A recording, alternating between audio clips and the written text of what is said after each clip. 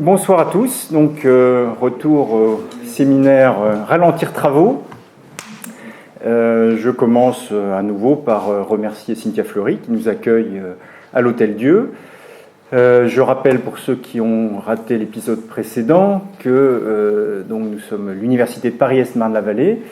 L'école éthique de la Salpêtrière est coportée par l'Université Paris-Est Marne-la-Vallée et par la PHP.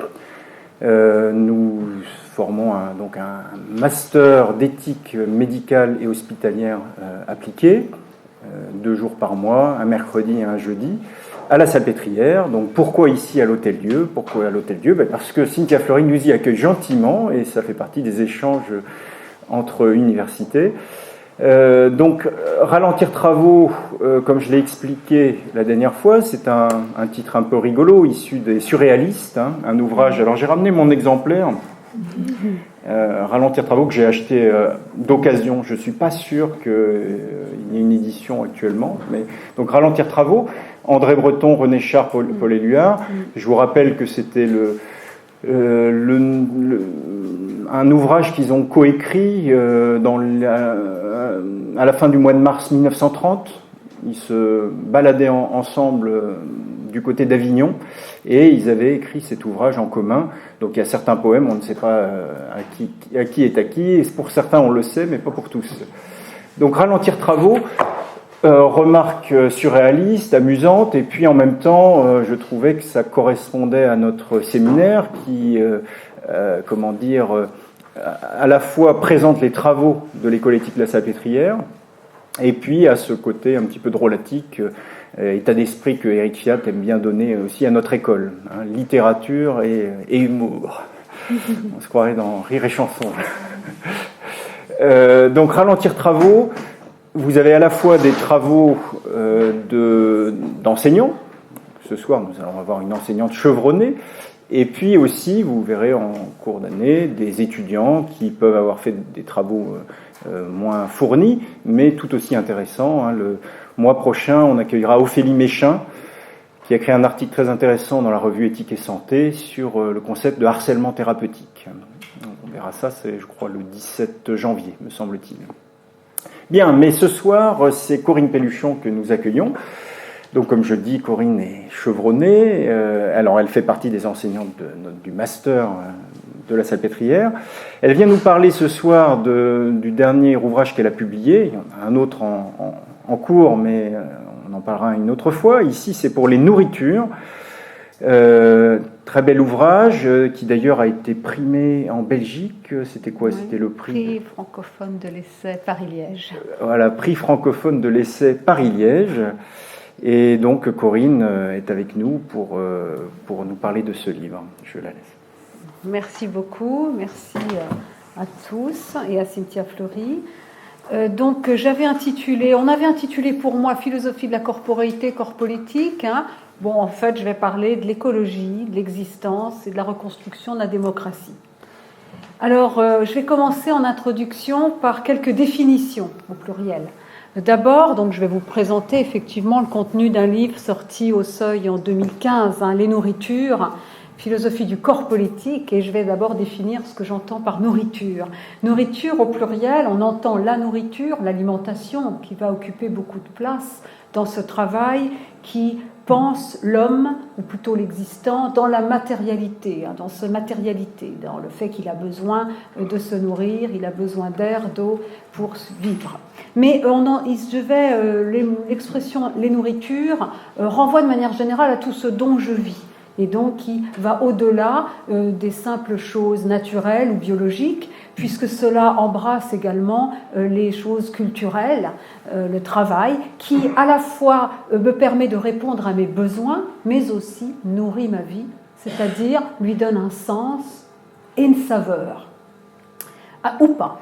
Donc vous voyez que l'expression, le pluriel des nourritures, on entend également la dimension de plaisir ou d'excédent. Sur ma représentation, les nourritures désignent les choses dont je vis et qui ne sont pas totalement thématisables, qui ne sont pas totalement des objets que ma représentation ou que les concepts pourraient saisir totalement et dont ils pourraient épuiser justement la saveur. Et c'est cela que je vais essayer de développer dans un but précis, pas seulement dans un but spéculatif, mais dans un but aussi existentiel, voire politique.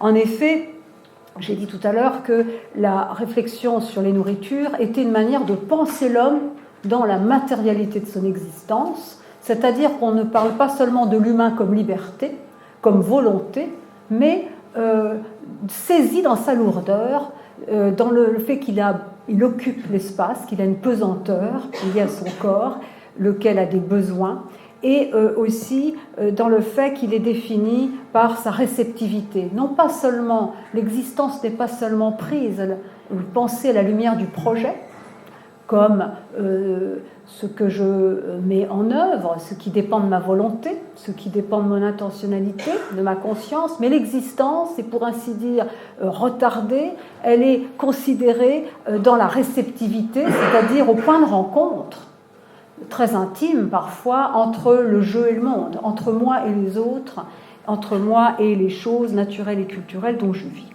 Alors, encore une autre définition, eh bien c'est ça la corporéité.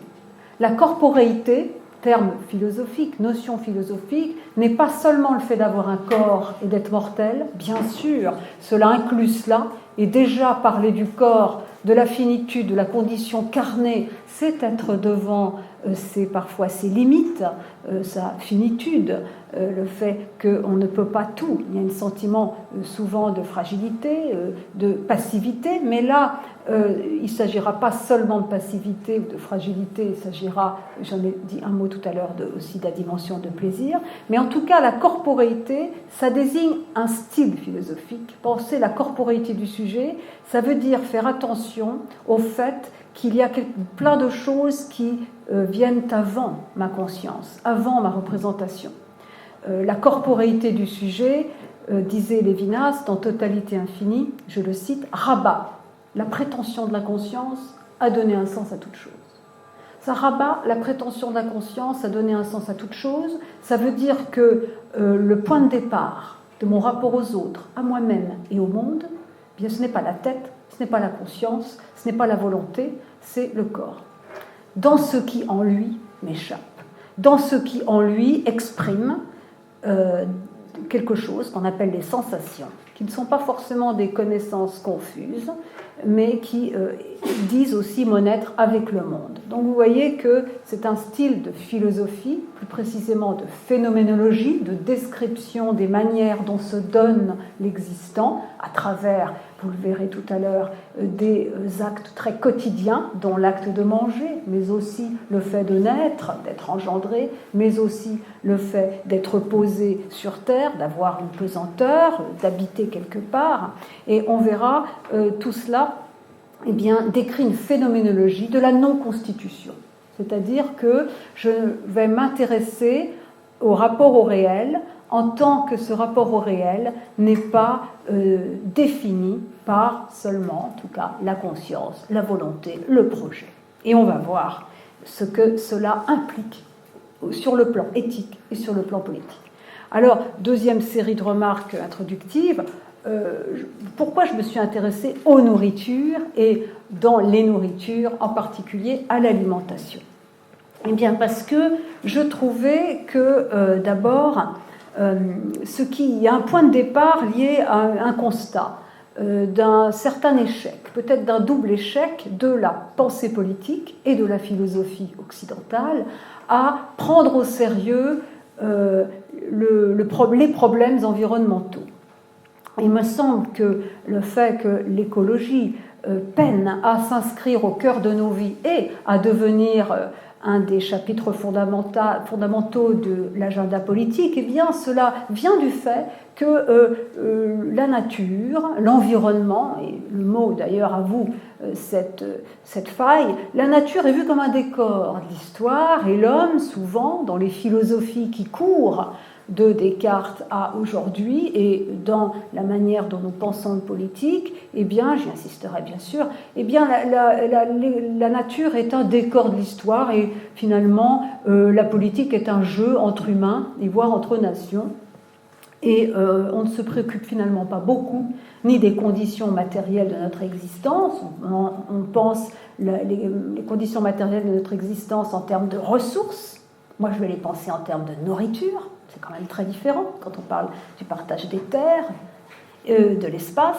Et on les pense, on va régler ces problèmes de dégradation des ressources, de distribution inéquitable des ressources. On va les traiter de manière ressourciste, c'est-à-dire avec un système de compensation, ou bien l'écologie se réduira à des réglementations juridiques, économiques, pour pousser les acteurs économiques ou les acteurs collectifs, et les États, voire les individus aussi, à bien baisser leur empreinte écologique. Tout cela dans un climat qui n'est plus celui d'une crise écologique. Ça, ce serait trop simple, mais dans un climat qui est celui de l'Anthropocène, un terme que vous connaissez sans doute, et qui désigne le fait qu'il y a un basculement du système Terre, que finalement les capacités de charge de la nature sont atteintes, limitées, et que, en raison du flux des énergies et donc de nos activités économiques et de notre poids démographique. Et pour le dire de manière assez claire, nous sommes les premiers à savoir que si nous ne réduisons pas les émissions de gaz à effet de serre et le réchauffement climatique assez vite, il y aura des flux migratoires, des catastrophes naturelles, et le coût pour réduire le réchauffement climatique sera plus important. Et donc il y a comme un tunnel, il y a des points de non-retour qui sont déjà atteints. Et nous sommes les premiers, nous, humains, de 2016, adultes, à le savoir, et les derniers, sans doute, à pouvoir faire quelque chose, ce qui souligne le caractère urgent de ces questions. Et au passage, à cette urgence s'ajoute un autre phénomène, qui est que si nous faisions beaucoup d'efforts pour réduire les émissions de gaz à effet de serre, les effets positifs de nos actions seraient différés dans le temps, ce qui ne pousse pas tellement les individus et les collectivités à prendre les décisions qui s'imposent. Ce qui veut dire qu'il y a un caractère tragique du réchauffement climatique qui ne pousse pas vraiment les individus et les collectivités à faire ce que pourtant ils doivent faire et qu'ils savent qu'il faut faire. Bon. Bref, donc l'écologie est importante, mais elle peine à être intégrée. Il me semblait qu'une des raisons, pas seulement celle-ci, mais en tout cas une des raisons, était qu'on fonctionnait encore avec une philosophie du sujet et une philosophie politique, finalement, qui réduisait le problème politique à un jeu entre humains, de distribution de ressources, comme si elles étaient limitées, et qui prenait la nature comme un simple décor. Et inversement, les éthiques environnementales, comme les éthiques animales qui sont nées dans les années 70 et qui ont eu beaucoup de succès, énoncent des critères de l'éthique, décentrent l'éthique. Ce n'est plus seulement une affaire entre humains, donc il y a des catégories tout à fait innovantes permettant d'accorder une valeur non instrumentale, non économique, mais intrinsèque aux écosystèmes et aux autres espèces. C'est ce que veut dire le mot biodiversité. Voire, pour l'éthique animale, accorder une valeur en soi à la vie de ces êtres qui vivent leur vie à la première personne et pour lesquels leur vie est aussi importante que la nôtre l'est pour nous, à savoir les animaux. Bon, donc on a tout un tas de catégories utiles qui ont modifié, élargi l'éthique, mais force est de constater qu'après 45 ans de brio éthique, peu d'êtres intègrent dans leur mode de consommation ces réalités-là, réduisent leur impact énergétique, réduisent leur consommation de viande, voire l'abandonnent, etc. Autrement dit, le passage de l'éthique, de la pensée à l'action, de la théorie à la pratique, peine. Ce passage-là est ce qui pose problème. Et alors moi, j'ai pensé que justement, une des solutions, prenant la mesure de ce double échec, à la fois des nouvelles éthiques et de la philosophie politique et philosophie première classique, qui est tournée vers le sujet, la solution était d'élaborer une philosophie du sujet différente qui prend au sérieux la matérialité de l'existence, les conditions à la fois environnementales mais aussi sociales, etc., de notre existence, et qui articule surtout l'écologie à cette philosophie de l'existence. Et c'est là que j'en viens à ma dernière remarque, l'alimentation m'est apparue comme un élément fondamental et permettant de faire bouger comme par onde sismique toutes les fondations des théories éthiques et politiques actuelles, parce que quand je mange, eh bien, même si je me trouve seule à ma table, eh bien, il n'y a personne pour partager mon repas, il n'empêche que j'ai un impact sur les circuits de distribution, sur les hommes qui vivent près de chez moi, donc qui travaillent, produisent des aliments, mais aussi sur tous ceux qui vivent loin de chez moi. Et vous savez que nous sommes dans un monde où il y a 865 millions de personnes qui souffrent de faim, dans des pays où il y a des céréales, mais elles sont exportées pour le bétail humain, le bétail américain, européen, et il y a environ 2 milliards de personnes qui souffrent de malnutrition, c'est-à-dire qu'ils ont en quantité des aliments pour recouvrer leur force, mais ces aliments ne sont pas assez variés, il leur manque tout un tas d'oligo-éléments, etc., ce qui entraîne effectivement énormément de problèmes de santé physique et mentale. Alors donc, je trouvais que l'alimentation, même quand je suis seule à ma table, j'ai un impact sur les hommes présents et à côté de chez moi ou loin de chez moi, sur les hommes futurs, et sur aussi, je suis en rapport avec le passé, avec les traditions qui m'ont été léguées. Je peux d'ailleurs rompre avec cela quand il est question, par exemple, d'abandonner le régime carné. Bref, quand je mange, eh bien, je dis la place que je confère aux autres humains et aux autres vivants, aux animaux en particulier. Je dis la place que je leur confère au nom de mon droit à exister. Et donc, à partir de cette simple description que je vais étoffer tout à l'heure, de l'alimentation, qui a énormément de dimensions, pas seulement la dimension éthique et économique, eh bien, à partir en tout cas de cette description-là, on voit que le sujet est toujours relationnel. Non pas relationnel au sens où il aimerait être avec les autres, mais au sens où, par son existence, eh bien, il prend place quelque part et avoue, dit la place qu'il confère aux autres, vivants, présents, passés, futurs. Et à partir de ce point-là, eh bien, on va faire bouger toute la fondation sur laquelle reposent les théories politiques, puisque celle-ci, eh bien, repose sur un individu défini par la liberté, atomiste, qui finalement n'a jamais faim, pour parler comme Lévinas à propos du Dasein de Heidegger. Et effectivement, ce sont toujours des théories pour lesquelles les deux finalités principales et exclusives du contrat social sont la conciliation entre nos libertés individuelles et la réduction des inégalités iniques. Pensez toujours en plus la justice de manière ressourciste. Eh bien, moi, je vais ajouter, vous allez voir, un certain nombre d'autres finalités de l'État et donc faire bouger toute l'armature du politique. Et donc, en fait, pour clore cette introduction, ce travail-là, s'il était comparé à une maison, aurait aurait d'abord des fondations, c'est cette philosophie qui s'ensuit d'une description de l'existant dans la matérialité de son existence et qui va donner lieu à des structures d'existence rafraîchissant le sens de l'existence. Donc c'est une philosophie première. Les piliers qui seront la question normative d'indication des finalités du politique, et je vous dirai pourquoi je reprends le schéma du contrat social qu'on doit à Épicure mais surtout à Hobbes. Eh bien, c'est les piliers. Et puis, le toit, et là où il y a les chambres et tout ça, c'est le comment. Comment on tient la promesse, une reconstruction du politique est aussi une reconstruction de la démocratie à la lumière des défis qui m'intéressent, mais aussi à la lumière d'une réflexion sur la convivialité, sur tout ce que, justement, la réflexion sur l'alimentation va faire surgir. Alors, en première partie, eh bien, je vais suivre en fait ce plan-là. D'abord les fondations, et je vais me borner, si vous voulez, à parcourir quelques structures de l'existence, à énumérer quelques structures de l'existence qui me semblent importantes et qui fourniront la base, la fondation d'une théorie éthique et politique. Et ce ne sont pas des valeurs, là aussi, je dirais pourquoi. Alors la première, ça va être justement sur l'alimentation et même plutôt sur la gourmandise, ce que moi j'ai appelé le cogito gourmand.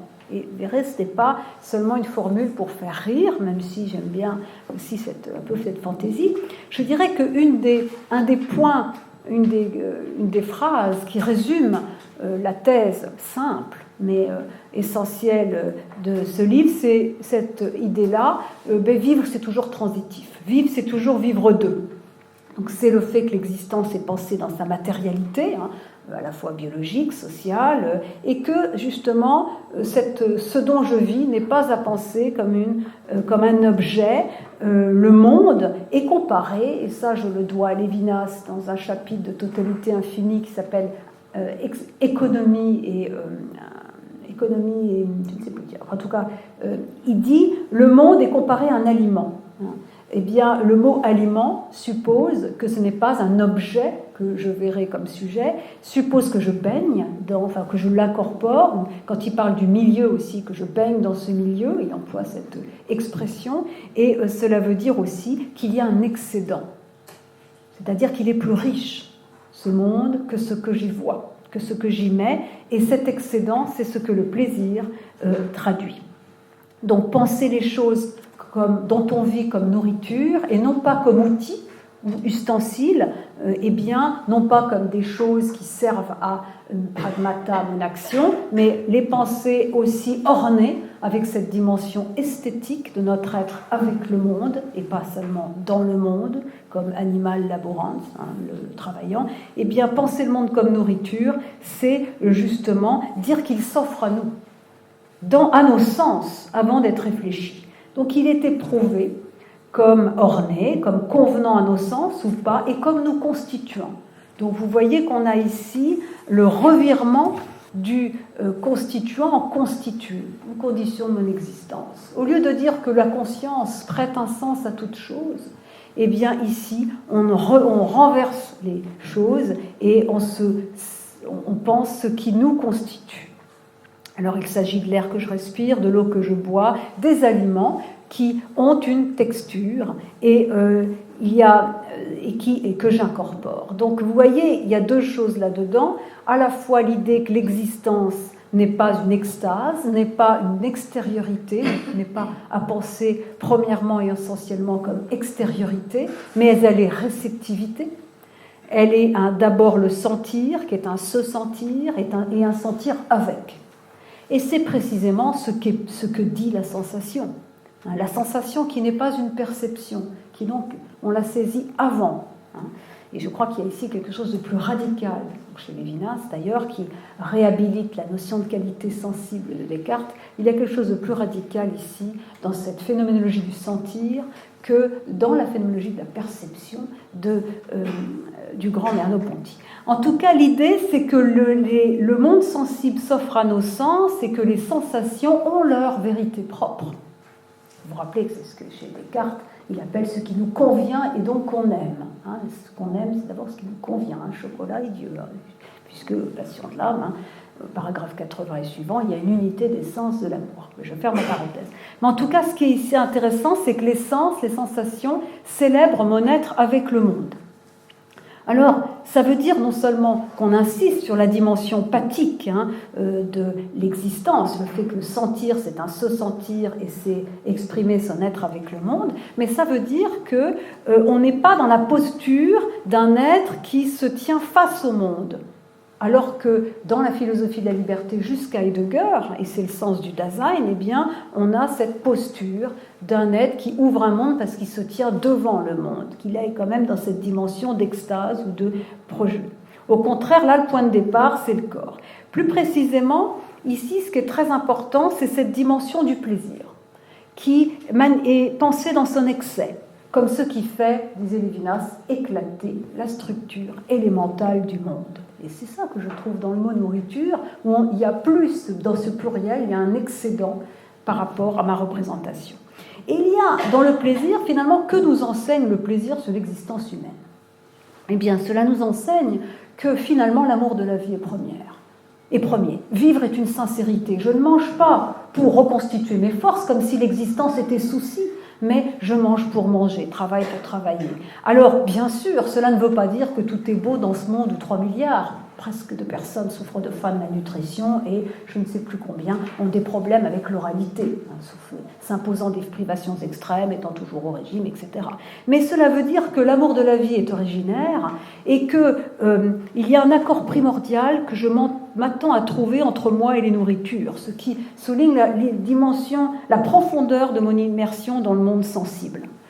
Et la déréliction, le fait d'être jeté dans le monde où je ne me trouve pas, eh bien c'est quelque chose qui ne sera pas originaire, comme si parce que je suis né, parce que je vais mourir, parce que je ne peux pas vivre sans manger, respirer, boire, etc., eh bien ça voudrait dire que j'ai cette impuissance et donc qu'il y aurait une déréliction qui pèserait comme un fardeau sur mon existence. C'est plutôt cette pensée de Heidegger. Au contraire, ça veut dire que oui, il y a privation extrême, il y a déréliction, mais celle-ci est seconde, elle est sociale, elle est environnementale, elle est politique, elle est affective. Et on va voir que tout cela, ça a un sens fondamental, en tout cas au niveau des conséquences qu'on en tirera. En tout cas, vivre est une insouciance à l'endroit de l'existence, un jeu en dépit de la finalité et de la tension de l'instinct, ce qui faisait dire à Lévinas qu'il y a une vérité de l'hédonisme, laquelle n'a rien de forcé. Il ne faut pas chercher derrière la satisfaction du besoin un ordre par rapport auquel cette satisfaction acquerrait seulement une valeur. Je cherche ce dont j'ai besoin pour vivre et aussitôt, parce que cela remplit ma vie, le besoin vire en désir ou en plaisir. Et aussitôt, je me nourris des activités qui me font vivre. Donc le bonheur est décrit comme une indépendance dans la dépendance, qui se commue en une souveraineté du moi parce que je me complais dans les choses qui me font vivre, qui sont toujours plus que le nécessaire, qui font la grâce de la vie. C'est dans un monde de privation qu'on peut penser le monde comme outil ustensile et la déréliction comme originaire.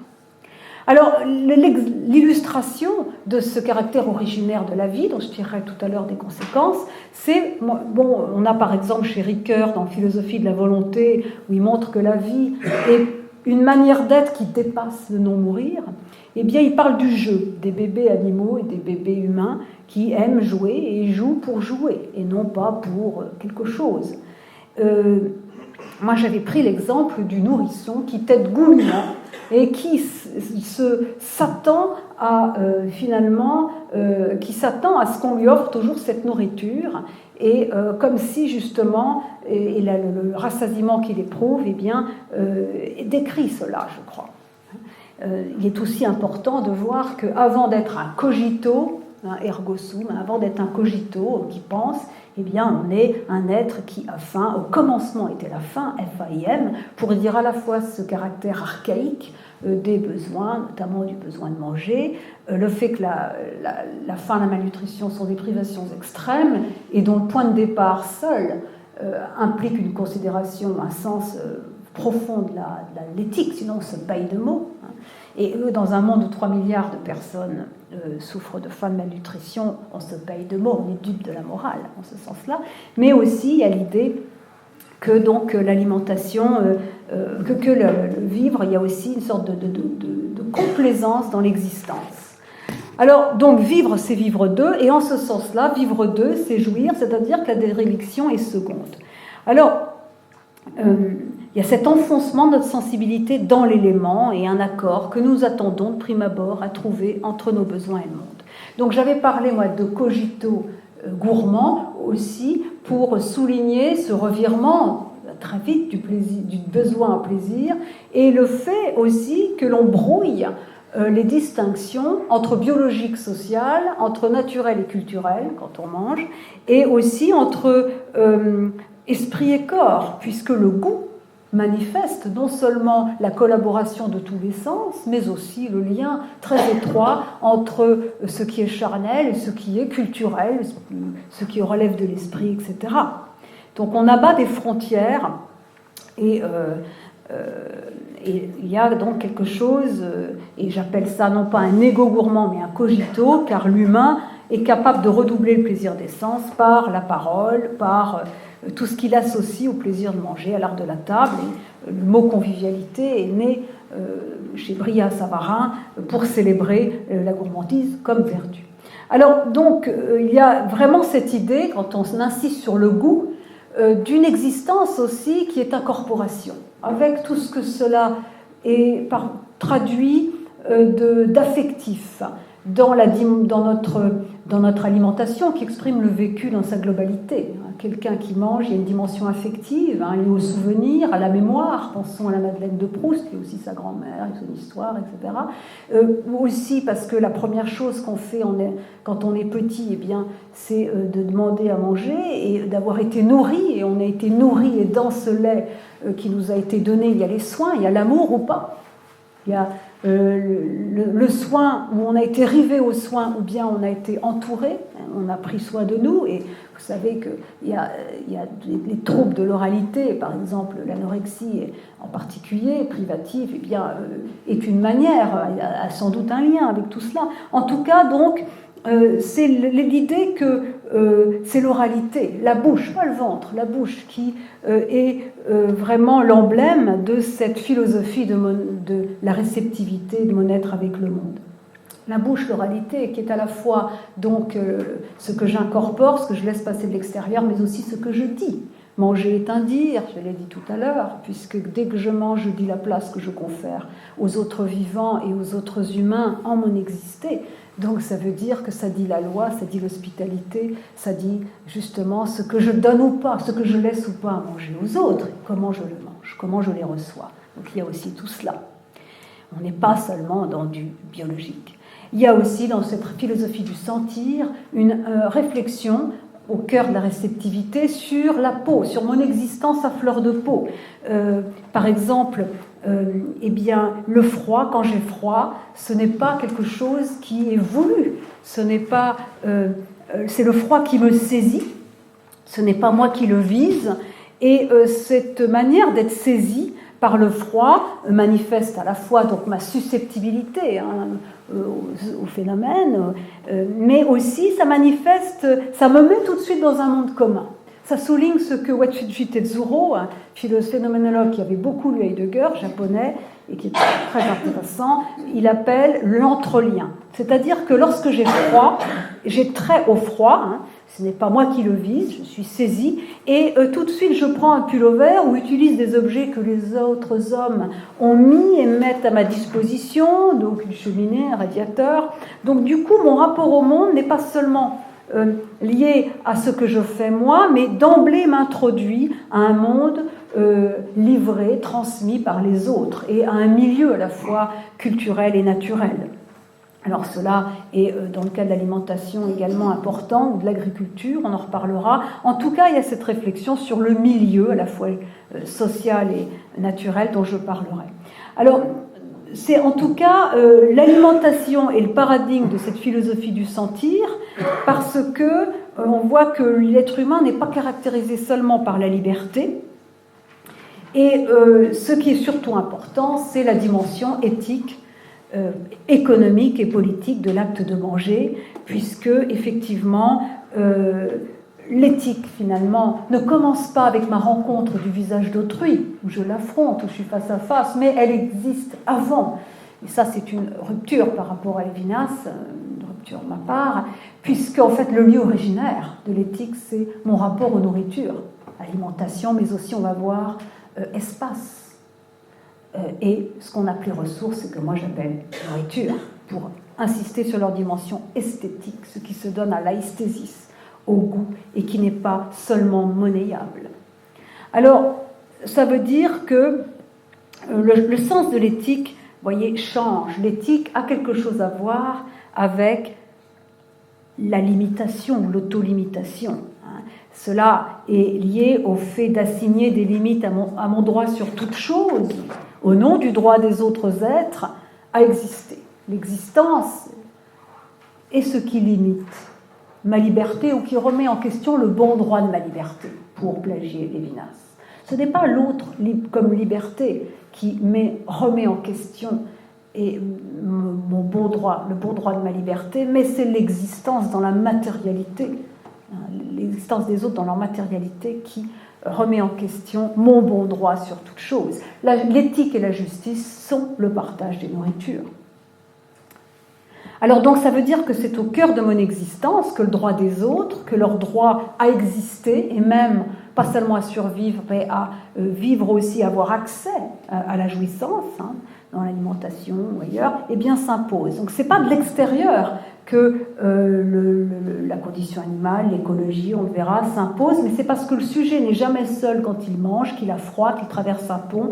C'est parce qu'en existant, il est toujours relié aux générations passées, présentes et futures, et donc que sa vie est toujours reliée à celle des autres, voire débordée par celle des autres. C'est parce qu'il est toujours relationnel qu'il est concerné, qu'il l'assume ou pas par le sort des autres hommes et des autres vivants, qu'il faut bien intégrer au bien public, au bien commun, dont vous voyez bien qu'il y a une épaisseur, laquelle vient non pas d'une sorte de rivalité entre sujets libres, atomistes, mais qui vient justement de ce que Arendt appelait le monde commun, fait des générations passées, présentes, futures, du patrimoine naturel et culturel, de la biodiversité, on ajoutera ce monde commun qui m'accueille à ma naissance et survit à ma mort individuelle. Et c'est justement cette idée de la naissance sur laquelle je vais insister, deuxième, existentielle. J'ai dit vivre, c'est vivre deux. Vivre deux, c'est jouir, mais aussi vivre, c'est vivre pour. On va voir pourquoi. Deux choses. Il y a l'idée, avant de parler de la naissance, de la condition terrestre, de la spatialisation. Alors, il ne s'agit pas d'une pensée de l'enracinement, hein, mais d'une réflexion sur la dimension spatiale de l'existence, non seulement du fait que nous prenons de la place, hein, nous avons une épaisseur, une pesanteur, nous sommes toujours quelque part, nous posons les pieds par terre, hein, nous ne sommes pas hors sol, mais aussi en raison de toutes les métaphores spatiales que nous utilisons quand nous parlons d'étapes de la vie, de chemins escarpés, de besoins de repères, quand nous sommes perdus, quand nous jugeons quelqu'un de distant, les spécialités tout aussi importantes que la temporalité, même si les philosophies de la liberté, Heidegger au premier chef, ont beaucoup plus insisté sur la temporalité, la configuration du temps, d'un temps individuel d'ailleurs, parce qu'ils pensaient l'existence comme projet. À partir du moment où on pense l'existence dans sa matérialité, l'espace devient finalement aussi, voire plus important. Alors cet espace, il n'est pas seulement naturel, ni géographique, il est toujours co-institué. Prenons l'exemple de la rizière. Ce n'est ni naturel ni culturel, c'est les deux. Prenons l'exemple du paysage. Mot paysage, qui âge décrit un ensemble harmonieux, pays qui vient de pango, qui est un terme agraire, tracé des piquets, hein, qui composait page après page un paysage. Et voyez, paysage, pays, paysan. L'importance aussi de l'agriculture dans la composition page après page des paysages. En tout cas, l'idée, c'est que notre rapport au milieu, en fait le mot qui convient pour traduire ces doubles dimensions naturelles et culturelles, géographiques et sociales et même historiques de la nature, entre guillemets, qui n'est jamais vierge, hein, qui n'est jamais totalement... voilà. Eh bien, tout cela, c'est le mot milieu, souligne quelque chose de dynamique et aussi de contingent, pas forcément nécessaire, qui a été travaillé par l'histoire. Alors, ce qui est très intéressant, c'est que la notion d'espace, hein, donc, et de milieu, de fudo, je parlais de Watsuji Tetsuro tout à l'heure, un philosophe japonais qui a consacré tout un livre à cela, qui a été traduit par Augustin Berck, phénoménologue français qui s'y connaît en japonais et en phénoménologie. Eh bien, il a écrit, lui, quelque chose sur l'écoumène. Et l'écoumène, c'est une manière de dire que les milieux sont à la fois géographiques et sociaux, mais nous aussi. Nous aussi, nous ne sommes pas des individus. Et en japonais, eh bien, l'homme, ça se dit ningen, qui veut dire à la fois monde et personne. Ce n'est pas ito, qui est seulement individu. Ça veut dire que, comme tout à l'heure avec le froid, où tout de suite j'ai très au froid et je prends un pull vert, eh bien, dans les milieux, une rizière, eh bien, je marche sur les pas de tout un tas d'hommes passés et je suis dans l'écoumène, je ne suis jamais tout seul. J'ai une vie à un double niveau. Et en tout cas, ça c'est moi qui le dis, vivre à un double niveau, je vis pour moi. Mais je vis aussi par rapport à ce monde commun qui m'accueille à ma naissance, a été fait, composé page après page par d'autres humains, décomposés parfois, et qui survivra à ma mort individuelle. Et si je vis à un double niveau, ça veut dire que c'est à la fois pour prendre des choses, pour moi et mes proches, mais c'est aussi par rapport à ce que je transmets, à ce qui fera que je vais abîmer ou au contraire réparer ce monde commun? Vous voyez qu'il y a une épaisseur conférée à notre existence individuelle, mais aussi aux politiques, qui n'est plus ce jeu d'individus atomistes qui ne portent que leur vie individuelle. Je rappelle que Hannah Arendt, dans La condition de l'homme moderne, disait que quand le politique, quand l'espace public ne tient pas compte de cette épaisseur que confère à nos existences le monde commun, eh bien il n'y a pas vraiment de politique, ce n'est que du court-termisme. Elle a raison. Alors, eh bien la naissance, le fait d'être né, d'être un cogito engendré, eh bien va installer l'intersubjectivité au cœur du sujet et va illustrer ce débordement de mon existence par celle d'autres humains. Alors, Ricoeur, dans un très beau texte aussi qu'on trouve dans Philosophie de la volonté, parle d'une liaison ombilicale des vivants en disant qu'il me relie, parce qu'en fait il dit, avant de commencer quoi que ce soit par la liberté, d'écrire ce livre, d'être quelqu'un qui décline son identité, eh bien je suis déjà né. Vous voyez l'expression « je suis né ». C'est-à-dire qu'on m'a posé, c'est pas moi qui me suis posé dans l'existence, mais aussi je suis toujours plus vieille que moi-même. Car ma naissance, dont je ne fais pas l'expérience à la première personne, dont je ne connais que ce qu'on m'a dit, eh bien, elle m'échappe, la naissance, mais cette pauvreté, loin de témoigner, comme chez Heidegger, de ma facticité, est riche. Parce que finalement, je suis déjà née, je suis plus vieille que moi-même, et je me reçois, je consens à cette existence, en ce sens-là. Et il dit qu'il y a j'ai un double commencement, à la fois celui qui me précède, que je n'ai pas choisi, et puis après, parce que je fais de mon existence. Mais ce qui est très intéressant, c'est qu'il dit qu'en fait, il faut penser le fait d'être né en renvoyant aux ancêtres. Et à des ancêtres dont je peux connaître le nom, l'histoire, le visage, mais aussi au-delà, cette liaison ombilicale d'ancêtres humains et peut-être même de vivants, faisant référence à l'évolution. Donc, ça veut dire que je ne suis jamais seule, même quand je suis seule. Et vous voyez que cette épaisseur du sujet, quand on va reconstruire l'association civile, non pas sur un individu défini par la liberté, le projet, la capacité à faire des choix et en changer, mais par un cogito engendré et un cogito concerné dès qu'il existe, qu'il mange part, l'existence des autres humains, passés, présents et futurs, et des autres vivants, eh bien on verra que le politique ne peut plus du tout être défini seulement comme un jeu entre nous, humains actuels, et à la faveur seulement de ce qu'on doit avoir et de ce qu'on peut se partager entre nous. En troisième structure d'existence, l'habitation. Habiter, c'est cohabiter. On n'est jamais seul, on cohabite. Alors l'habitation, c'est important parce qu'il y a le fait d'avoir un chez-soi. Même celui qui dort jamais ou qui est un noctambule, il a besoin d'habiter quelque part, de se reposer, de se poser sur le sol pour dormir, mais aussi il y a toute la réflexion sur l'habitation comme cohabitation avec des êtres qui traversent les cieux, les animaux, les oiseaux migrateurs, qui occupent les terrains. La forêt n'est jamais vierge. La forêt n'est jamais vierge, il y a des orang-outans, donc là, déforester tout ça pour faire du bois ou de l'huile de palme, eh bien, c'est une injustice, puisque nous empêchons, nous détruisons l'habitat d'êtres qui vivent dans ces lieux et que nous leur dénions les conditions d'existence. Donc, vous voyez qu'à partir du moment où on pense l'habitation comme cohabitation avec les animaux sauvages, qui certains ne veulent pas vivre avec nous, ne le peuvent pas, mais qui veulent vivre comme des souverainetés, des communautés souveraines selon leurs normes propres sur un territoire qu'ils ont défini, qui peut changer, eh bien, vous voyez bien qu'il s'agit maintenant de déterminer les règles de la coexistence avec des êtres dont on ne peut pas nier les intérêts.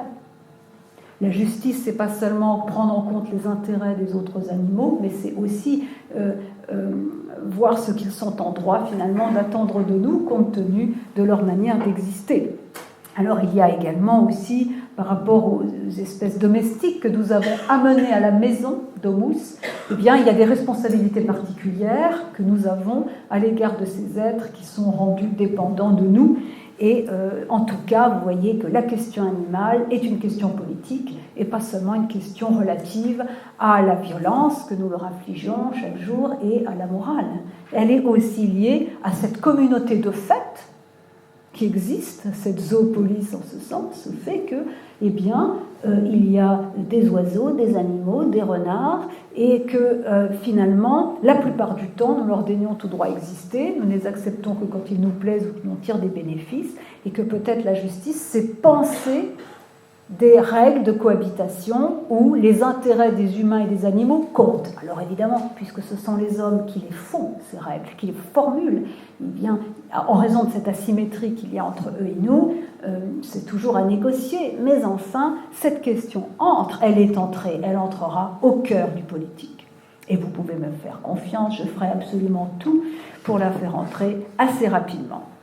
J'ai d'ailleurs écrit un manifeste animaliste interrompant mon travail de fond pour cette question, généreuse, difficile, mais qui est la cause de l'humanité. Mais enfin, vous voyez que ça s'ensuit déjà du fait qu'exister, habiter quelque part, eh bien, c'est partager aussi les nourritures avec eux.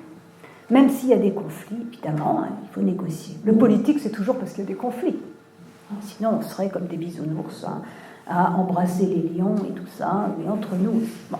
Donc il y a aussi la question de l'habitation, pose le problème de la place de l'agriculture dans la culture, puisque l'agriculture, je le disais tout à l'heure, n'est pas seulement la production d'aliments, mais la composition de paysages, et qu'elle désigne une relation au vivant. Or, là aussi, s'invite comme une question politique majeure, celle d'organiser le travail en fonction du type d'activité. L'agriculture est une relation au vivant, ce n'est pas une industrie. Et qu'est-ce que la phénoménologie des nourritures fait à la réflexion sur l'agriculture ? Eh bien, elle souligne que, justement, la manière dont on produit, dont on utilise les ressources, dont on produit les aliments, dont on organise le travail en fonction d'un chiffre de productivité déterminé a priori, est une question d'injustice, de confusion des sphères des biens. Et c'est une question majeure. Et là aussi, le rapport dans l'espace entre la campagne et la ville, je suis toujours ébahie qu'aucun de nos politiques ne pose cette question centrale de ce que sont les campagnes, qui ne doivent pas être seulement des lieux d'externalisation de nos déchets ou des lieux de distraction pour les urbains, mais qui font partie d'un pays. Donc il y a vraiment, alors de même, la question est de savoir ce qu'une phénoménologie des nourritures fait à la réflexion profonde sur la faim et la malnutrition, qui ne sont pas liées à une disproportion entre une démographie galopante et un manque de ressources, ce qui serait une réponse malthusienne, mais qui viennent d'un problème de distribution et de production, accaparement des terres, j'en ai déjà dit, partage des nourritures, c'est-à-dire céréales non pas consommées par les Africains, mais vendus, exportés, et puis utilisation des sols pour non pas l'agriculture vivrière, mais le coton, et enfin, vous savez, spéculation effrénée des produits, des céréales, alors que cette situation de dérégulation, qui ne tient pas compte de certains types de biens, est assez récente, puisque au moment de la guerre froide, on avait peur que tout le monde devienne, en tout cas que les personnes des pays pauvres deviennent communistes, donc on avait protégé un petit peu les céréales de la spéculation. Et notamment, et un peu comme en France d'ailleurs, je crois que c'est en 81, Lang avait protégé le livre en imposant le prix unique du livre, ce qui a sauvé les librairies, entre parenthèses. Donc il y a des objets.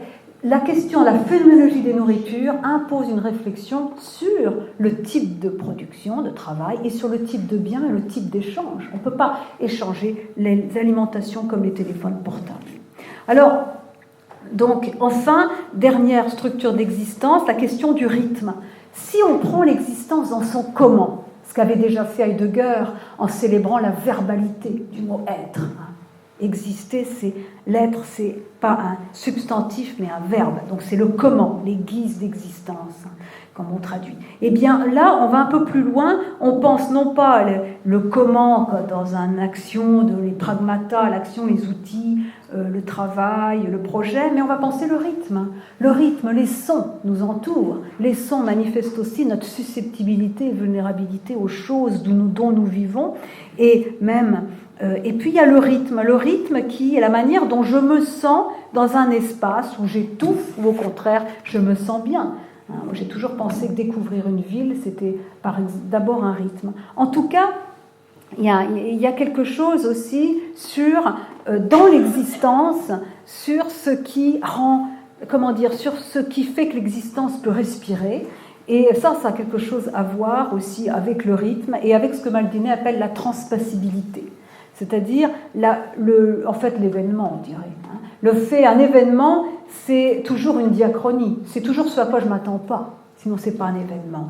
C'est comme l'hospitalité, elle est toujours de l'autre, comme disait Derrida. Sinon, si elle est choisie, eh bien, elle n'est pas, c'est pas une hospitalité, elle n'est pas une surprise quand elle est prévue. Eh bien, la transpassibilité, chez Maldinet, désigne la capacité à espérer l'inespérable, qui est sans voie d'accès, écrit-il en citant Héraclite. Elle est donc le fait qu'on puisse être ouvert à quelque chose qu'on n'attendait pas. Et pour traduire cela, illustrer, il faisait référence à un texte de Binswanger dans Manie et Mélancolie, où ce dernier parlait d'un de ses patients psychotiques qui voulait se suicider, qui part dans une forêt pour se pendre avec ses bretelles et qui voit passer une belette surgir de nulle part et qui se rend compte qu'il n'a pas tout compris de son existence, qu'il a encore des choses à vivre, de la surprise, et donc il descend de son espèce d'escabeau qui s'est mis et il retourne à l'hôpital raconter cela à Binswanger. En tout cas, il y a l'idée, vous voyez, de pouvoir s'attendre à quelque chose justement qu'on n'attendait pas. Alors, à pouvoir plutôt espérer au-delà de toute attente. Donc là, vous voyez que ces réflexions, on a ces structures de l'existence qui ont du sens pour tout homme, quelles que soient les différences culturelles, puisque jusqu'à présent les hommes ont besoin d'eau, de manger, d'espace, eh bien cela a une fonction sur le plan de l'imaginaire, au sens précis où en parle Castoriadis, c'est-à-dire au sens des significations d'ordinaire attachées à certains termes, à la vie humaine. Et ce qui est intéressant, c'est que justement ces structures de l'existence procurent à une philosophie politique des bases qui sont universelles, permettant de reconstruire le politique, et je vais vous montrer comment dans cette partie qui vient, mais ce ne sont pas des valeurs. Les valeurs, c'est des subjectivations, c'est des points de vue. Là, on est dans une description phénoménologique de structures de l'existence qui peuvent servir qui vont rafraîchir le sens de l'existence et penser autrement le sujet, changer aussi le climat de la philosophie, et rouvrir, peut-être impossible, en faisant aussi trembler l'édifice classique, moderne, politique, mais vous voyez, ce n'est pas des valeurs, il n'y a pas de reconstruction du politique à partir de valeurs, ce qui serait violent ou contraire au fait du pluralisme. Mais il y a un équilibre entre ce qu'il y a d'universel ou d'universalisable dans ces structures d'existence et la contextualisation, l'herméneutique. Un équilibre que permet justement l'imaginaire comme redescription, ou rafraîchissement de signification d'ordinaire attachée à certains termes, certaines activités, agriculture, espace, etc. Alors, deuxième partie,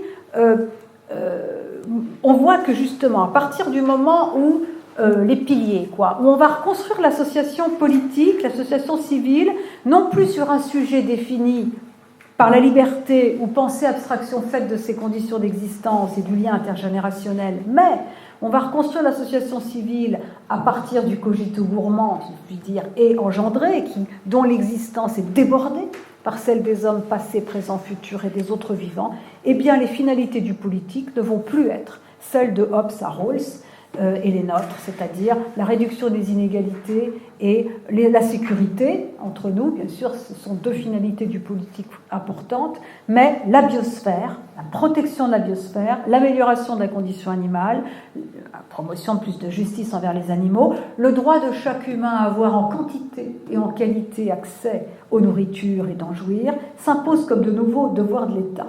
Et s'impose non pas de l'extérieur, parce que ça plairait à Corinne Pelluchon, parce que ce seraient des normes définies comme dans l'écologie politique du Norvégien Ness ou autre, des normes d'en haut, eh bien, mais c'est en faisant bouger à sa base la conception de l'homme qui sous-tend les théories politiques classiques qu'on est amené à reformuler donc les principes du droit politique autrement que ne le faisaient Hobbes, Locke, Rousseau et Rawls. Et pourtant, chacun de ces grands philosophes contractualistes va m'inspirer une réflexion fondamentale, et vous allez voir, je vais dire brièvement ce que je prends de chacun, ce que je ne prends pas de chacun, pour élaborer un contrat social Et d'abord, il faut dire que je dise pourquoi je me réfère à cette tradition artificialiste du contrat social qui suppose que l'homme n'est pas comme les abeilles. Les abeilles, elles voient le bien commun assez vite. Les humains, non. Les humains, non seulement s'ils le voient, ils ne le font pas, il faut l'instituer de manière artificielle, une constitution, et surtout chacun se sent plus compétent qu'autrui et ne va pas forcément vouloir aujourd'hui ce qu'il veut demain. Autrement dit, de même, peut-être avez-vous vu ou senti un paradoxe entre le fait de décrire des actes quotidiens et de faire surgir des structures de l'existence, donc, et le fait d'avoir besoin d'instituer artificiellement le bien commun. Parce qu'en fait, si on était tous phénoménologues, on n'aurait pas besoin de cet artifice de quel contrat social comme norme, qui n'est jamais un fait, mais ça s'ensuivrait en bon phénoménologue, tout de suite, on serait tous animalistes, on serait tous écologistes, etc. On aurait tous cette attention à l'autre, etc. Eh bien, en fait, le contrat social, c'est vraiment cette prise en compte du fait, et ça vient de Hobbes, qui est celui qui sans doute le dit de manière la plus forte, que sans l'épée, sans sword, les promesses ne sont que des mots, words, dit-il dans le Léviathan, chapitre 17. Mais le contrat social est un artifice, c'est une norme, c'est pas une réalité. Autrement dit, ce n'est pas l'origine, l'association civile, son origine n'est pas une décision volontaire. Il ne faut pas se leurrer. Comme le dit Hume, c'est sûrement l'usurpation et ensuite l'habitude et pas le consentement qui sont l'origine des États. Non, le contrat social n'est pas un fait, c'est une norme, mais ça énonce les critères permettant de décider des règles de l'association.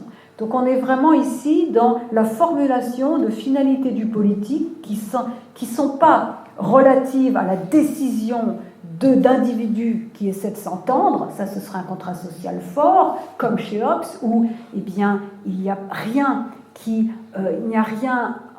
derrière les lois qu'on propose, vraiment c'est un positivisme juridique fort chez Hobbes. Pour moi, vous l'avez vu, j'assois le contrat social sur l'élaboration, des structures d'existence et donc un sens, une philosophie de l'existence qui, me semble-t-il, n'est pas, en tout cas pas complètement arbitraire. Mais c'est un contrat, quand même, c'est un schéma qui est faible, au sens où il sert à énumérer, à faire voir, à formuler et à inscrire. Et aussi parce que, à partir de là, on peut orienter aussi la politique. Et puis, ce n'est pas parce que la phénoménologie des nourritures fait surgir des existentiaux qui installent l'intersubjectivité au cœur de nos vies que nous allons être psychologiquement disposés à faire les changements dans les styles de vie qui s'imposent pour endiguer la crise environnementale, améliorer la condition animale, etc. Vous savez, c'est ce que dira Rousseau. Il faudrait que les hommes fussent avant les lois ce qui ne peuvent être que par elles. Donc, il y a cette circularité, vous voyez, et c'est ça qui va, on va le voir, expliquer à la fois la nécessité d'un contrat social et aussi expliquer la nécessité de le compléter par une éthique des vertus. En tout cas, chacun des théoriciens du contrat social va nous enseigner quelque chose de précieux. Donc, Hobbes, c'est l'idée que le bien est institué a posteriori et pas a priori, dans le ciel des idées ou en fonction de valeurs surplombantes et que certains appellent surplombantes mais qui ne sont que l'expression d'un faux universalisme de leurs valeurs. Bref, l'idée d'une identité nationale a priori, elle n'est pas hobbésienne. Justement, Hobbes, par son artificialisme, permet d'écarter cette idée qui fait florès chez tous ceux qui n'en lisent rien, c'est-à-dire beaucoup de gens qui se présentent aux élections. Bref. Donc, Hobbes nous permet de rejeter cette confusion de la morale et du droit, qui est si importante, si prégnante aujourd'hui, alors même que moi je vais montrer que le credo libéral qui sépare le droit et la morale, qui fait que je ne crée pas de nuisance à autrui, je ne crée pas de dommage à autrui, et ça c'est c'est le fondement de l'éthique et de la politique chez Mill, vous savez, on ne va interdire des actions que quand elles créent un dommage à autrui. Moi, évidemment, je redécris le principe de non-nuisance, puisqu'il y a les générations futures, tous ces êtres sans visage qui subissent les effets collatéraux de mes achats, et évidemment les animaux, auxquels je pense toujours. Donc du coup, forcément, il faut élargir, il faut faire éclater ce credo libéral. Néanmoins, ce qu'on garde de l'idée hobbesienne, et qu'on trouve après dans le libéralisme, en fait, de tout court, et dans celui de Mill en particulier, c'est vraiment l'idée qu'on ne confond pas le droit et la morale. Et que justement, passer de la morale à la politique, c'est toujours violent.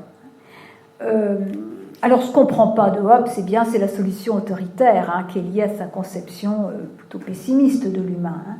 De Locke, qu'est-ce qu'on prend de Locke? C'est fondamental et c'est très original, cette idée que l'homme est saisi dans la matérialité de son existence chez Locke, parce qu'il a faim, il peut s'approprier les fruits qu'il cueille et la terre qu'il cultive. Vous vous rappelez, on peut avoir plus de pommes qu'on peut en manger, on peut même en garder, les vendre, faire de l'argent, on n'est pas obligé de rester dans l'égalité, mais on ne peut pas gaspiller et on ne peut pas priver les autres en quantité et en qualité de l'accès aux nourritures.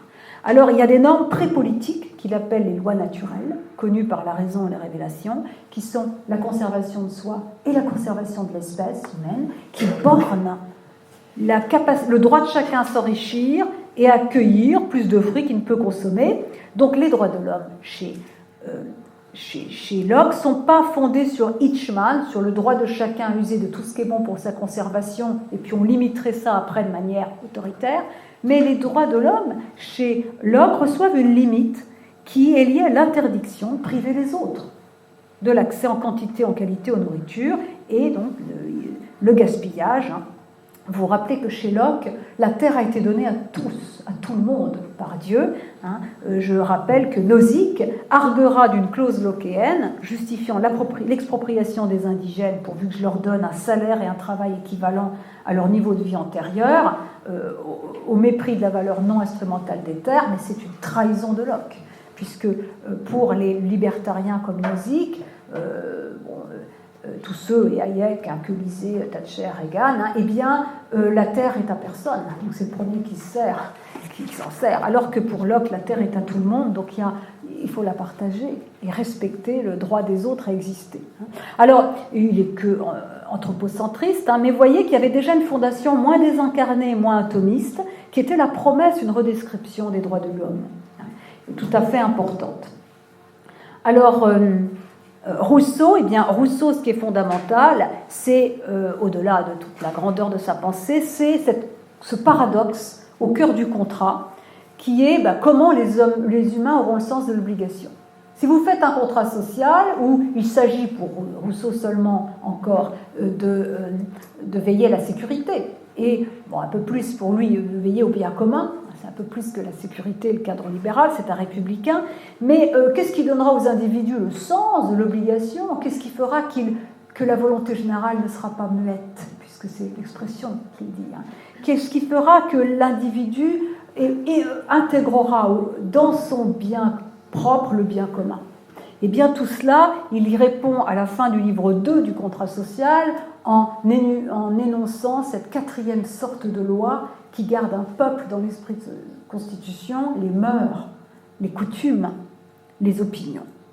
Alors, il lui répondra au livre 4 de contrat social en disant que c'est la religion civile qui va permettre justement de recoller un peu les morceaux, d'éduquer finalement moralement l'individu afin qu'il tienne les promesses du contrat social égalitaire et républicain qu'il propose. Bon, en tout cas, la solution que de Rousseau n'a peut-être pas toute notre faveur, mais l'idée, c'est qu'il s'agit de voir en fait quel type d'homme, quel type d'humain, quelles dispositions affectives et morales pourraient permettre aux individus de ne pas seulement penser à eux-mêmes, de consommer en étant sobres, en pensant aussi aux générations futures, aux animaux, etc., etc. Et là, il y a tout un travail qui est relatif à une approche de la morale qui est l'approche focalisée sur les agents sur la transformation de soi qui permet justement aussi de rendre possible l'inscription de l'écologie, de la protection de la biosphère, de l'amélioration de la condition animale et aussi d'une convivialité, de l'inscrire au cœur de notre réalité. Permettre aussi aux individus de résister aux propositions autoritaires et aux solutions non pacifiques des problèmes environnementaux qui se profilent. Et aussi, évidemment, quand on fonde le contrat social, on pense le contrat social, on pense évidemment le politique en mettant au premier plan le consentement de l'individu, l'autonomie. Et évidemment, il s'agit de savoir ce qui permet aux individus de faire les bons choix politiques. Question, évidemment, à l'ère de l'élection de gens comme Trump ou d'autres, est une question qui souligne le caractère tragique de la démocratie quand elle oublie ce que mon maître Léo-Strauss savait, c'est-à-dire que la démocratie est un ensemble d'institutions, mais elle est aussi un type d'homme et qu'elle suppose des dispositions que la démocratie de masse parfois n'encourage pas. Alors, et enfin, de Rawls, qu'est-ce qu'on prend ? Eh bien, on prend ce respect du fait du pluralisme, c'est-à-dire du fait que nous sommes parfois des étrangers moraux, venant d'horizons normatifs, de religions différentes, mais qu'il y a une égalité morale de chacun d'entre nous et que personne ne peut décider de la manière dont les autres doivent vivre. Et pour ça, il y a toute l'idée de promouvoir des principes de la justice par un procédé heuristique que vous connaissez sans doute, avec le voile d'ignorance, où en tout cas il s'agit d'avoir des principes de justice dégagés avec impartialité, mais qui vont structurer, qui permettront de trouver une société juste, juste et en même temps redistribuant. Alors tout ça, c'est fondamental. Moi, j'ajouterais à son procédé heuristique où on met derrière un voile d'ignorance, où on oublie son appartenance à tel ou tel milieu social, ses goûts et ses appartenances religieuses et autres, le genre, moi j'ajouterais aussi l'appartenance à l'espèce, puisque s'il s'agit de dégager des principes de la justice qui tiennent en compte des intérêts des autres vivants et n'en fassent pas seulement des moyens au service des fins humaines, eh bien peut-être faut-il aussi penser cela. En tout cas, vous voyez, donc moi j'ai essayé de formuler les termes du problème politique de manière un peu normative, aux pages 255 et suivantes, avec 9 principes de la justice, où je conserve, voire je renforce le côté libéral, le respect de chaque individu, de son droit à vivre, comme un peu il l'entend quand il ne crée pas de dommages aux autres, à autrui, mais aussi en dégageant des principes d'irréversibilité pour les techniques. Quand on parle des générations futures, nos technologies aujourd'hui vont au-delà de ce que faisaient Descartes et les autres, puisqu'elles peuvent avoir des effets à long terme et même aboutir à l'extinction du monde commun. Je pense à la bombe atomique. Là aussi, peu de philosophes intègrent cela dans leur construction, c'est pourtant fondamental. Comme disait Michel Serres, il faut entendre exploser la bombe atomique dans tous mes livres. Alors moi, j'ajoute, pour moi, il faut entendre les cris des animaux dans tous mes livres. Enfin bon, je ferme ma parenthèse. Mais en tout cas, l'organisation du travail comme problème politique, dont on a vu qu'il est fondamental. La question du travail, non pas par rapport à un chiffre de production fixé d'avance, mais en fonction du type d'activité et du sens des êtres impliqués. C'est très important. Il y a tout un tas, évidemment, de choses sur l'esthétique, la convivialité. Enfin, je ne peux pas énumérer ça ici. Mais par rapport à l'habitation, bien sûr. Mais je voudrais juste, pour finir, aborder les constructions, les conditions d'une reconstruction de la démocratie. Alors, pour reconstruire la démocratie, parce que justement en rendant possible l'inscription de nouvelles finalités comme celles dont j'ai parlé, mais aussi pour contrecarrer l'écart entre les représentés et les représentants, qui témoignent d'une crise de la représentativité pouvant mettre en difficulté la démocratie, il faut travailler à rénover la démocratie représentative, et je crois qu'il y a pour ça plusieurs volets qu'il faut tenir ensemble.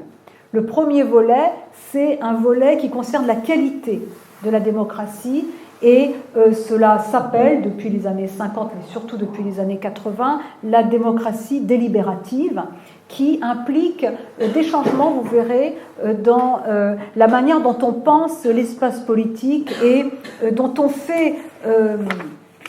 on pense, si vous voulez, la légitimité de la démocratie. Le volet culturel sur les représentations du pouvoir et du partage du pouvoir, et avec aussi le rôle de ce qu'on appelle classiquement les élites. Et puis, il y a effectivement ce volet que je n'aborderai pas ici, mais qui est mon travail actuel, sur ce que nous sommes, notre rapport à la nature, nos rapports aux autres, mais qui touche finalement la manière dont nous nous ressentons, dont nous nous percevons, dont nous apprécions les limites de notre pouvoir. Et ça concerne une éthique pensée comme transformation de soi, où on est finalement entre la raison, on travaille sur ce lien entre désir, raison, pulsion, et sans doute aussi dans un travail entre raison et spiritualité, où il entre beaucoup, on adosse la réflexion éthique sur une réflexion sur la finitude, sur les limites, sur limite liée à la mort, limite liée à... voilà. Mais alors le volet institutionnel, eh bien effectivement, on pourrait dire que notre démocratie, elle est un peu présentiste, comme disait Rosan Vallon, parce qu'elle consacre, notre démocratie représentative, les intérêts immédiats des hommes actuels, et donc elle est sourde, ce faisant, bien aux intérêts des générations futures, et en plus, il y a... Les enjeux environnementaux ont ceci de particulier qu'ils sont parfois invisibles, comme les perturbateurs endocrinaux ou la pollution, du moins au départ. Et donc, du coup, le système représentatif qui repose sur l'idée que l'électeur est juge de son bien-être et va se diriger vers celui qui peut défendre ses intérêts au mieux, eh bien, ce ressort-là, il est cassé. Alors, en plus, les phénomènes environnementaux sont imprévisibles. Ils sont globaux, souvent invisibles, mais surtout imprévisibles, alors même qu'ils ont une certaine irréversibilité dont j'ai parlé tout à l'heure. Autrement dit, il s'agirait peut-être d'étendre le système représentatif, de le compléter, et c'est un travail qui a été fait par Dominique Bourg, par Rosan Vallon, moi aussi je me suis inscrite là-dedans, pour penser une troisième chambre, en plus de la chambre représentant Sénat, permettant d'injecter du long terme dans la démocratie, avec des membres qui n'auraient pas tant la tâche de proposer d'autres lois, mais de plutôt veiller à ce que les lois proposées ne heurtent pas la protection de la biosphère, pour moi l'amélioration de la condition animale, bref, tous ces principes énoncés au cœur du contrat social, permettant d'éviter l'incohérence qui caractérise, hélas, la plupart de nos politiques et des projets de loi, où on avance d'un côté, on recule de l'autre, et où finalement, voilà, c'est vraiment...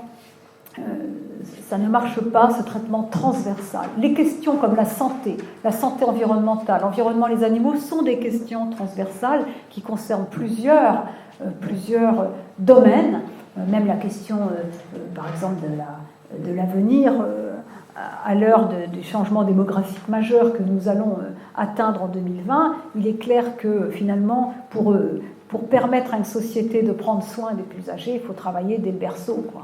Pas de manière atomiste, il y a vraiment quelque chose de transversal, et c'est pas possible compte tenu du caractère cloisonné des politiques et des différents ministères et des chambres actuelles. De même, il y a l'idée de rendre possible la traduction en un langage accessible des données internationales sur le climat, mais aussi, là je crois qu'il y a beaucoup de médecins, vous vous rappelez, enfin, je ne sais pas si comme moi, vous avez constaté la cacophonie existant sur tous les débats dits bioéthiques, où de majorité en majorité on reprend le travail, c'est les médias qui orchestrent ces débats avec des gens qui parfois se trompent et disent des bêtises, alors qu'il y a quand même des données qui pourraient servir de base. Après, c'est révisable en fonction de ce qu'on apprend sur l'IRM, mais quand même, je crois que la démocratie mérite mieux, à l'heure des défis techniques, bioéthiques et écologiques, mérite mieux que ces cacophonies où les politiques s'improvisent philosophes, biologistes, médecins, une seule personne, et tout le monde parle de tout sans qu'on arrive à quoi que ce soit. Donc là, il y a vraiment un travail aussi pour réarticuler le rapport science-société-pouvoir, si vous voulez.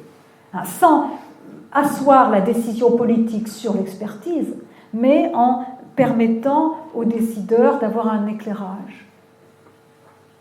Alors, mais l'essentiel, toute cette modification institutionnelle n'a aucun sens si on ne change pas finalement le cœur de la démocratie en invitant en fait à approfondir le sens du mot délibération, qui veut dire argumenter avant de décider. Et l'idée, c'est de faire un usage non coercitif de la communication. Vous êtes d'accord avec moi, je crois que nous sommes dans une démocratie concurrentielle qui fonctionne avec les échanges et marchandages, récompenses, promesses, et avec un usage des passions comme la peur, voire la division d'un camp contre un autre, et donc les passions tristes, bien souvent. Or, il s'agit de passer de cela vers une démocratie plus délibérative, où on met l'accent sur l'argumentation et on s'adresse à l'intelligence des citoyens. Alors, il y a pour cela un effort de traduction en un langage rationnel des options ontologiques, souvent, qui sous-tendent les positions dans le domaine de l'écologie, de la bioéthique, de l'usage des terres et du rapport aux animaux, qui sont des questions qui échappent aux coupures classiques, droite-gauche, progressisme, conservatisme, on l'a vu avec la fin de vie. Et je crois que le fait de travailler et de traduire en un langage rationnel les positions profondes qui sous-tendent nos positions et qui souvent se disent d'abord dans les émotions, serait un travail intéressant qui permettrait de créer vraiment un espace de débat, de confrontation et aussi de s'acheminer vers une décision qui en politique est toujours une manière de trouver des accords sur fond de désaccords, en évitant à la fois quelque chose de brutal pris d'en haut, mais aussi la politique du ni-ni, qui est souvent celle des comités d'éthique nationaux. Voilà, parce qu'il n'y a pas ce travail délibératif profond. Alors la délibération, c'est vraiment un virage dans la conception de la légitimité de la démocratie, puisque ce n'est pas un consentement préalable donné par l'élection, mais l'idée que eh bien, la confiance donnée aux représentants, aux mandataires, disait Locke, eh bien, elle suppose ce passage, cette épreuve de la publicité, Öffentlichkeit, et que la délibération n'est pas le monopole des représentants, mais que l'espace public, vous et moi, eh bien, compte. Alors évidemment, pour cela, il faut former et pas seulement informer les citoyens, et il faut accompagner toute cette vitalité de la société civile qui existe aujourd'hui et qui est une manière encore non partisane de faire de la politique, mais qui est quand même liée à une définition du public et du politique. On le voit en écologie avec les villes en transition, l'agriculture raisonnée, la promotion de l'agroécologie, ça et là. Le problème, c'est que non seulement tous ces savoir-faire ne remontent pas facilement au pouvoir, mais aussi qu'il y a une sorte d'éparpillement des publics. Donc le travail de la philosophie politique est aussi de donner les moyens de faire converger davantage cela. Ce qui ne passera peut-être pas sans heurts. Alors enfin, le volet culturel, et je finirai par ça, il est clair que tout cela exige un changement d'attitude, un rapport, j'ai dit, non coercitif à la communication, sans doute une manière de s'adresser aux gouvernés et aux autres de manière générale, de manière moins machiste. Il y a un philosophe, un politiste qui parlait de machisme discursif pour décrire la manière dont les élites, entre guillemets, sont marquées par une culture caractérisée par la compétition, la domination, l'usage d'une rhétorique plébiscitaire, et que justement c'est un obstacle majeur à l'évolution de la démocratie vers plus de délibération et plus de participation. Donc il y a vraiment l'idée d'un changement aussi dans les comportements, dans la manière de parler, de s'adresser, et tout ça c'est évidemment, je crois que c'est en cours, et en même temps il y a le contraire qui est également présent sous nos yeux de manière quasi caricaturale avec Poutine et Trump par exemple. Alors en conclusion, je dirais que tout ce travail eh bien, tout ce travail se situe malgré tout dans l'héritage des Lumières. Vous savez, les Lumières, Kant, en 1784, Versichtaufklärung, qu'est-ce que les Lumières, disait que les Lumières, c'était une époque qui avait son nom, qui se nommait elle-même, qui avait sa tâche, Aufgabe, qu'elle se donnait elle-même, et qui avait sa devise, penser par soi-même. Et moi, j'ai l'impression d'abord, et Foucault disait que, justement, les Lumières, il parlait, lui, du succès de la Révolution, qui était un signe avant-coureur de ces Lumières, eh bien, c'était pas tant le succès qu'elle avait, ce qui comptait, c'était pas tant la Révolution que l'enthousiasme qu'elle avait suscité chez ceux qui ne l'avaient pas faite, avec l'idée qu'il y avait un processus irréversible. Eh bien, moi, je pense aussi, même si tout ce travail s'oppose aux Lumières sur le fait que les Lumières étaient des philosophies de la liberté avec la nature comme simple décor et un rapport au progrès technique qui n'est plus le nôtre, en tout cas pas le mien, mais il y a l'idée qu'il faut accompagner un processus en cours qui ne sera peut-être pas forcément victorieux parce qu'il y a des forces de la destruction très puissantes, mais qui quand même s'appuie sur 3 phénomènes, à mon avis. Premièrement, le fait que tout le monde est conscient d'une planète finie et fragile à protéger. La nature n'est plus vue comme une géante, pour parler comme de Jouvenel. 2, le fait que de plus en plus d'êtres intègrent dans la sphère de leur considération les animaux, quelles que soient les réponses qu'ils donnent à cette conscience-là. Et ça, la question animale est stratégique parce qu'elle opère, à mon avis, je n'ai pas le lieu d'en parler ici, mais dans le rapport à nous-mêmes. Et 3, je crois que de plus en plus d'individus voulant échapper à une vie qui n'est plus la leur, eh bien, veulent vivre mieux et goûter au bonheur même et s'approprier leur vie, et ce qui passe souvent par la réappropriation de l'espace, de la maison et de l'alimentation. Parce que là, au moins, d'une certaine manière, non seulement on vote en mangeant, mais aussi on peut se réapproprier sa vie.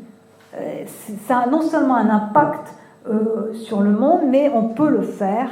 Et ça, je crois que ça signale ce désir quand même d'associer le politique aussi et la vie avec les autres, ou vivre bien. Donc la convivialité, qui est quand même quelque chose de très important. Alors, je dirais que, évidemment, ça ne veut pas dire que tout cela, on est en train de le vivre. Je crois, l'idée d'accompagner un processus en cours, encore une fois, ça veut dire qu'on peut orienter éventuellement, mais surtout, c'est l'idée qu'en sachant ce qu'on veut voir et sachant ce qu'on ne veut pas voir, on peut se donner les moyens de construire des institutions et de résister à ce qui ne va pas justement dans le bon sens. Vous vous rappelez ce que disait Kant dans son esquisse philosophique d'une paix perpétuelle en 1795. Il dit « il ne doit pas y avoir de guerre, c'est un veto de la raison pratique ». Alors évidemment, il savait qu'il y avait plein de guerres à venir, même que, en tout cas, les humains étant ce qu'ils sont. Mais ce veto de la raison pratique était une manière, un principe permettant d'organiser la politique et de veiller à ce que les guerres n'arrivent pas. Eh bien, c'est ça le constructivisme politique, c'est ça qui est au cœur de ce geste philosophique lié au contrat social. Alors, je finirai donc par un poème qui est justement de Paul Éluard, qui est très beau, un poème de la résistance. Il dit ce petit monde meurtrier est orienté vers l'innocent, lui ôte le pain de la bouche et donne sa maison au feu, lui prend sa veste et ses souliers, lui prend son temps et ses enfants. J'ai vécu comme une ombre, et pourtant j'ai su chanter le soleil entier, celui qui respire dans chaque poitrine et dans tous les yeux, la goutte de candeur qui luit après les larmes, c'est dans la dernière nuit. Et il finit en disant « Des hommes vont venir qui n'auront plus peur d'eux-mêmes. » Je vous remercie.